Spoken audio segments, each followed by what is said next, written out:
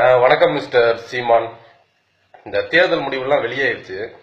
சீமான் ஒரு பெரிய மனுஷன் இருந்தார்ல, அவர் யாரோ பாத்தீங்களா? நான் பாக்கலப்பா, 4 நாளா எங்கேயும் பேட்டி கொடுத்தாரு அப்படின்னு தெரியல. நீங்க பாத்தீங்கன்னா சொல்லுங்க. சீமானை காணவில்லை அப்படின்னு ஒரு போஸ்ட் எடுத்து ஒட்டிடலாம். அப்புறம் எப்போ மார்க்சிஸ்ட்ல சேர போறீங்க? நீங்க தானே தந்தி டிவில சொன்னீங்க.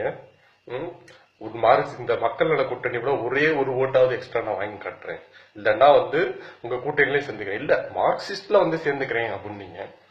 இப்ப மக்கள் நல கூட்டணியை விட நீங்க ரொம்ப கேவலமான ஓட்டு வாங்கியிருக்கீங்க மொத்தமா.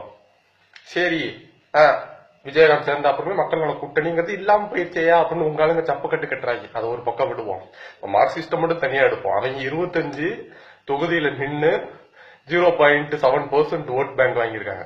நீங்க 1.2% ஓட் பேங்க் வாங்கிருக்கீங்க மொத்தமா 234 போட்டிட்டு. சரி, மார்க்சிஸ்ட் போட்டிட்ட 25 தொகுதியில மட்டுமே எடுத்துக்குவோம். அவங்க போட்டிட்ட தொகுதியிலாம் உங்க ஆளுங்க 5வது இடத்துக்கு போயிருக்காங்க. மார்க்சிஸ்ட் ஒரு 5000 ஓட்டு 6000 ஓட்டு வாங்கிருக்காங்க. உங்க ஆளுங்க 450 ஓட்டு 500 ஓட்டு தான் வாங்கியிருக்காங்க மொத்தமாக. சோ எப்படி எடுத்தாலும் நீங்க தோத்துட்டீங்க அப்படிங்கறத அர்த்தமாகுது. வீணா சவால்லாம் விடக்கூடாது. இப்படிதான் இலங்கை பெண்ணை மணப்பேன் அப்படின்னீங்க, அப்புறம் யார மணந்தீங்கிறத தமிழ்நாடே பார்த்துச்சு. ஆனா இன்னொன்னு கவனிச்சுக்கோங்கண்ணே, இப்ப நீங்க மார்க்சிஸ்ட்ல சேரணும் அப்படின்னு சேர்த்துக்கிற மாட்டாங்க. ஏன் சொல்லுங்க?